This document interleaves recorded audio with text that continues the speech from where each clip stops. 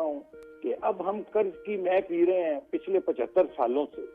हमें खुद भी तो as a nation, as a कौम सोचना होगा ना। हमें अपने भी मामलात बेहतर करने होंगे, सुधारने होंगे। और हमें ये कब तक हम कर्जों पे जिंदा रहेंगे, कब तक IMF जो है हमें सांस पहुंचाता रहेगा, आर्टिफिशियल मसनूई तनफुस देता रहेगा।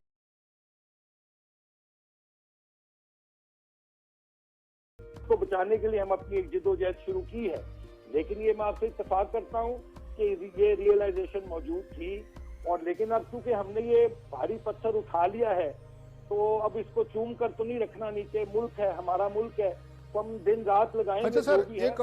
एक और बात हम देख रहे हैं, बिल्कुल आपकी बातें अपने आपके हिसाब से ठीक होंगी कि एक तरफ तो इतने बड़े बिग चैलेंजेस हैं, इतना बड़ा आप लोगों ने, जैसे आपने कहा, भारी पत्थर उठाया हुआ है जो उठाया नहीं जा रहा है, इस वक्त मुश्किल है सबके लिए। दूसरी तरफ या मिफ्ता इस्माइल साहब और इसाक डार साहब की महाभारत शुरू हुई है सर, लड़ाई शुरू हुई है। मिफ्ता साहब उनको अटैक कर रहे हैं, पहले डार साहब उन पर अटैक करते थे लंदन से, अब आजकल मिफ्ता साहब ने अपना उन्होंने आगे महाज खोला हुआ है।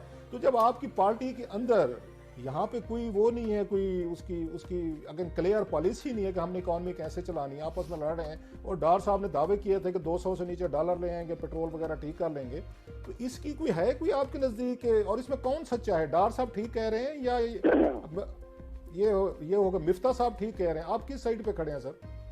मैं किसी भी साइड पे नहीं खड़ा, मैं रऊफ भाई पाकिस्तान की साइड पे खड़ा। लेकिन चूंकि आपने ये बात की है तो मैं अर्ज करूं इसमें कि देखिए, मैं ये मुनासिब समझता कि अगर आपस में कोई इख्तलाफात हों तो वो आपस में बैठकर बात करनी चाहिए।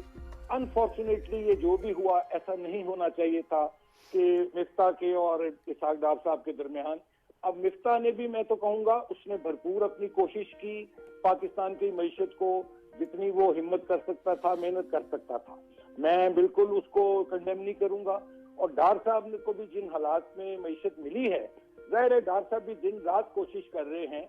लेकिन ये है कि ये कोई ओवरनाइट ठीक नहीं होगा सर काम। ये ऑन ऑफ बटन नहीं है। जो डार साहब की कोशिशें हैं वो उनको जाती तौर पे तो फायदे दे रही हैं, लेकिन जो उनके क्लेम्स थे, I think it's quite a long time कि जब से उन्होंने ये क्लेम किए और वो आए और उन्होंने क्रिटिसाइज किया, उन्होंने कहा जी यूं नहीं यूं होना चाहिए, तो वो नजर कुछ भी नहीं आ रहा प्रैक्टिकली। चलो नून लीग ने हुकूमत ले ली, मुश्किल हालात में ये रियलाइजेशन होगी, बट ये रियलाइजेशन तो डार साहब को हो गई होगी हुकूमत में आने के बाद कि हालात संभलने वाले हैं या नहीं संभलने वाले। ये तो तजर्बे हो रहे हैं और तजर्बे भी जाती फायदे निकल रहे हैं। जाती फायदे तो मैं नहीं समझता, चूंकि वो दिन रात डार साहब भी लगे हुए हैं। और मैं समझता हूँ कि देखिए, अब इसमें सूरत हाल ये है ना, रबिया बीबी के बड़े अदब से मैं करता हूँ कि अब हम कर्ज की मैं पी रहे हैं पिछले 75 सालों से।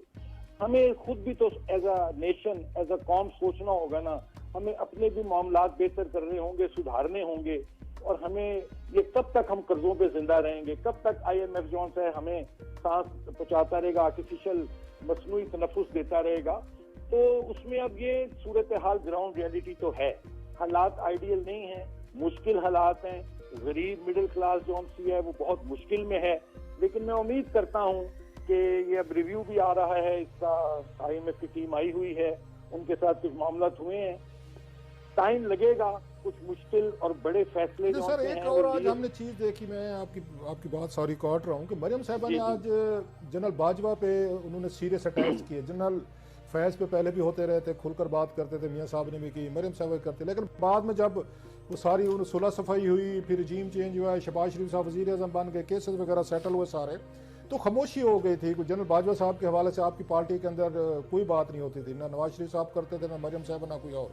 आज फिर उन्होंने वहाँ पे जो 5 का उन्होंने वो बताया है, नेक्सस बताया है, तो जनरल बाजवा पे उन्होंने फिर आज उन्होंने तनकीद की है। तो 1-1.5 साल चुप रहने के बाद समझा जा रहा है कि आपको नैरेटिव की ज़रूरत है एंटी एस्टेब्लिशमेंट की। मौजूदा पे आप बात कर नहीं सकते क्योंकि नए चीफ हैं, नई एस्टेब्लिशमेंट है जो कि इस वक्त पॉलिटिक्स से वैसे दूर है, लिहाजा आपके पास बच बचा के ये रहेगा कि जनरल बाजवा, जनरल फैज़ जो है उनको दोबारा उसमें लाया जाए, पब्लिक तनकीद में लाया जाए। तो इसको आप कैसे व्यू करते हैं कि 1 साल तो खामोशी रही है, बिल्कुल बाजवा साहब वाज अ गुड मैन, अचानक वो फिर वो उसमें आ गए हैं, वो नेगेटिव लिस्ट में आ गए हैं सर?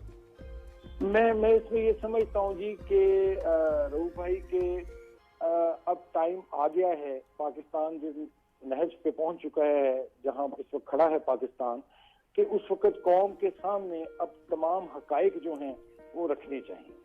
अब जल्द रखे कोई बदेर रखे, लेकिन देर आए दुरुस्त आए जो भी है, लेकिन कौम को मालूम होना चाहिए कि अगर आज पाकिस्तान इन माशी मुश्किलात का और एक सियासी अदम इस्तेकाम का शिकार है, तो उसकी जहां दीगर वजूहात होंगी उसमें जो और वजूहात हैं, जैसे मरियम बीबी ने, जैसे आपने कहा कि उन्होंने कहा है, तो वो जरूर हकाइक बयान जरूर करने चाहिए, कि जो फैक्ट्स हैं वो जरूर बयान करने चाहिए।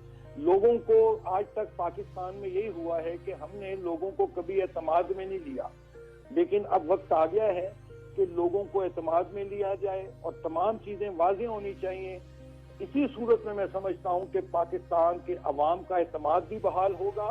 और चूंकि इस वक्त देखें, इस वक्त तो लोगों को रोटी के लाले पड़े हुए हैं, तो उनको बताना तो पड़ेगा ना कि पाकिस्तान जो 2018 बड़ा ठीक चल रहा था, मतलब महंगाई भी कंट्रोल थी, रोटी भी, आटे की कीमत भी कंट्रोल थी, चीनी भी मिल रही थी, तो क्या वजूहात हुई जो एकदम आज हम यहाँ इस बहरान। सर ये बात इमरान खान साहब भी कह रहे हैं, जो बात आपने की 2018 वाली के सब कुछ मिल रहा था, खान साहब कह रहे हैं फरवरी तक सब कुछ ठीक था, डॉलर भी 170-75 पे खड़ा हुआ था, यहाँ पे ग्रोथ भी हो रही थी, तकरीबन ऑलमोस्ट 6% हो रही थी, हम मैनेज भी कर रहे थे, मुल्क को ठीक रास्ते पर लेकर जा रहे थे, चीज़ें ठीक हो रही थी। अचानक आप लोगों ने उनका रजीम चेंज करके सारे का सारा बेड़ा गर्क कर दिया है। तो खान साहब भी तो यही प्ली ले रहे हैं कि जनाब कि मेरे दौर में तो सारी चीज़ें ठीक थी, आप भी कह रहे हैं कि आपके दौर में भी चीज़ें ठीक थी, तो सारी किसके दौर में चीज़ें खराब थी और कैसे खराब हुई? आपके अदवार अगर देखे जाए जो आप कह रहे हैं और खान साहब कहते फिर तो सब कुछ ठीक था सर। नहीं, मैं ये तो नहीं बिल्कुल कहूंगा रऊफ भाई कि सब कुछ ठीक था। कंपैरेटिवली स्पीकिंग मैं समझता हूँ कि 2013 से 2018 का एक जो टाइम था और फिर 2018 से 21-22 तक का देखिए कि महंगाई में जो एकदम उसका ग्राफ ऊपर गया है, वो 2018 से 19 के बाद ये ऊपर चला गया, ठीक है ना जी। और फिर उसके बाद नेगेटिव भी ग्रोथ हो गई थी, इवन कोरोना से पहले जो जीडीपी थी वो आपकी नेगेटिव में जा चुकी थी। उसके बाद जब कोरोना की आपको फंडिंग हुई, पैसे मिले, तो उससे आपको थोड़ा सहारा मिला। लेकिन चलिए, मैं कहता हूँ इस बहस में नहीं जाते, अब हमने ये करना है। मैं तो ये मेरा मैसेज होता है, मैं जहां भी बात करता हूँ रोक भाई, मैं आपके इस फोरम के जरिए भी यह करना चाहूंगा कि प्लीज प्लीज पॉलिटिक्स को छोड़ दें थोड़ी देर के लिए, सब मिलकर बैठें, जितने स्टेक होल्डर्स हैं, क्योंकि ये मुल्क हमारा बड़ा कीमती मुल्क है। ये सर वो कहते हैं पॉलिटिक्स छोड़ दे तो लोग वोट नहीं देते, वो कहते हैं कंसेंसस कराना हमारा काम नहीं, हमारा काम कन्फ्रंटेशन है, डिवीजन है, एक दूसरे पे हमले करके लोगों को बताने मैं अच्छा हूँ वो बुरा हूँ। सियासत तो वो कहते हैं चलती इसी पे पाकिस्तान जैसे कन्फ्रंटेशन की पॉलिटिक्स रऊफ भाई, उसने पाकिस्तान को माजी में भी नुकसान दिया है, मुल्क 2 लख्त हुआ है। कन्फ्रंटेशन की पोलराइजेशन जो सी है ये खत्म करनी होगी। लोग फिर वोट नहीं डालते ना, लोग फिर नहीं जी, वोट भी मिल जाएगा, वोट भी रऊफ भाई मिल जाएगा। पहले पाकिस्तान को पैरों पे तो खड़ा करना पड़ेगा ना, असल टास्क ये है। इसके लिए मैं कहता हूँ कि एक इकोनॉमिक चार्टर के लिए तमाम लोग बैठ जाए, पॉलिटिक्स करते रहें, लेकिन पॉलिटिक्स जो सी है वो करें फॉर द पीपल, मुल्क के लिए करें। ये जो सिलसिला शुरू हो गया ना कि इल्जामात, जवाबी इल्जामात, गालम गलोच, ये बहुत नुकसान पहुंचा रही है जी पाकिस्तान को। आपको लगता है पंजाब के इलेक्शन में सर ये गालम गलोच ये बढ़ेगी दोनों साइड से? इमरान खान साहब ने भी अभी जलसे करने हैं, मरियम साहब भी अग्रेसिव हैं, वो भी 5 लोगों का उन्होंने भी बयान बनाया हुआ है, खान साहब की अपनी है। तो इस दफ़ा ये कहा जा रहा है कि पंजाब में तो बहुत बड़ी महाभारत लड़ी जाएगी दोनों अतराफ से। आपको लग रहा है कि इस दफ़ा फायर वर्क बहुत बड़े पैमाने पे होगा ये इलेक्शन में? बहुत कुछ स्टेज पे है। मेरी तो दुआ है अल्लाह ताला खैर खैरियत से सब कुछ रखे और ये को फायर वर्क्स की ना हो। और एक मैं वर्बल बात कर रहा हूँ सर, मैं वर्बल जबानी फायर वर्क की बात की है सर, मतलब वो जो अटैक मैं वही अर्ज कर रहा हूँ जी, वही जो आपका मतलब समझ रहा हूँ सर कि मेरी तो दुआ है कि बड़े अमन से पुरअमन तरीके से देखिए ना। अब ये पेशावर में जो हुआ है दिल खराश वाकया और सिक्योरिटी की क्या सूरत हाल है, तो ये इस मुल्क में को मुझे लगता है अल्लाह ताला हमसे नाराज है।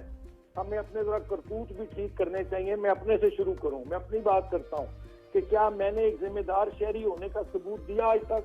अगर यही प्रिंसिपल हमारे सारे पॉलिटिशियन अब पर लागू करें तो मैं समझता हूं मुल्क के लिए बैठ जाएं, सर जोड़ें, बाकी सियासत भी करें, जरूर करें, लेकिन ये पोलराइजेशन की सियासत, ये गालम गलोच की इल्जामात की सियासत, ये फायरी सियासत, इसका कोई हल फायदा नहीं निकलेगा। मैं कहता हूँ।